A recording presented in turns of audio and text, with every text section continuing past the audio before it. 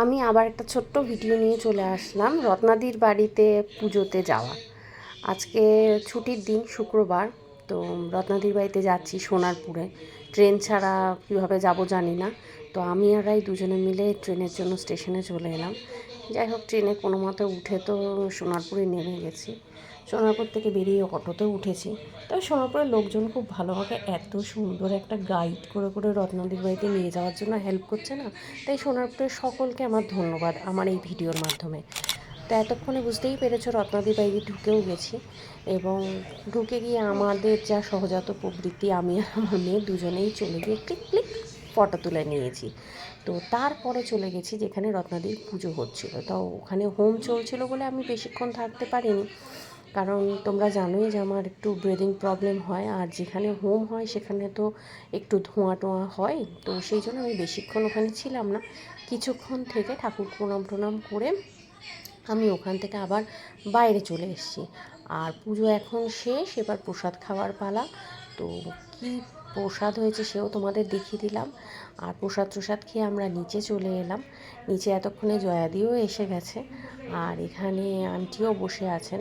আর এটা হচ্ছে রাই আর রীতাদি দুপুরবেলার লাঞ্চের জন্য বসে পড়েছে। আমরাও বসবো, সবার হয়ে গেলে তারপরে আমরা তিনজন মানে থ্রি মাস্কেটিয়ার্স একসাথে বসে যাব। আর এখানে আমাদের এখন নতুন একজন সহ বন্ধু হচ্ছে রত্নাদি শেষদি। তো শেষদির সাথে তো আমার এত মানে বন্ধুত্ব হয়ে গেছে, যেন হচ্ছে শেষদিকে আমি কতদিন ধরে চিনি। আর তাই জন্য লাভ ইউ শেষদি, সত্যি খুব ভালো লেগেছে তোমার সাথে এই মানে দিনটা কাটানোটা। আর খাবারটা অসম্ভব ভালো হয়েছিল প্রত্যেকটা খাবার, এবং খাবারটা যত্ন করে আমাদের রান্না করে খাইয়েছিল হচ্ছে শেষদির মানে হাজব্যান্ড, মানে আমাদের সেজু জামাইবাবু। সো সুইট সেজু জামাইবাবু, থ্যাংক ইউ। এবং নিজেই আমাদের খাবার পরিবেশন করছে, ফুলকো ফুলকো বেগুনি, দুর্ধর্ষ হয়েছিল, মানে ডেলিসিয়াস পুরো একদম। তারপরে খাওয়া দাওয়ার পরে তো সবাই আমরা একটু ক্লান্ত হয়ে পড়েছি। রীতাদি আর রাই তো দেখতেই পাচ্ছ শুয়ে রেস্ট নিচ্ছে, আর আমরা রেস্ট নেওয়ার কোনো জায়গাতে নেই, আমরা এখনও পর্যন্ত বদমাইশি করছি। আর ইতিমধ্যে আমাদের রূপাও চলে এসছে। রূপা হচ্ছে আমাদের লাস্ট ক্যান্ডিডেট, যে সবার শেষে আমাদের সঙ্গে যুক্ত হয়েছে। তো রূপা এসে তো আমাকে ফ্লাইং কিস ফিস দিয়ে দিল। জয়াদিও এখন কি করবে বুঝতে পারছে না, বাইরে তুমুল বৃষ্টি হচ্ছে। তো তার মধ্যে শেষদি আমাদের এখানে এসে একটু পোজ দিয়ে দিল। শেষদি ও সো সুইট।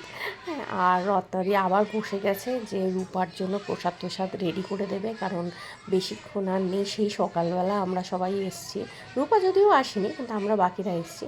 আর হয়ে গেল সারাটা দিন অ্যানাউন্সমেন্ট হচ্ছে। চলো টাটা। প্লিজ আমার চ্যানেলটাকে সাবস্ক্রাইব করো, ভালো লাগলে লাইক করো। Thank you.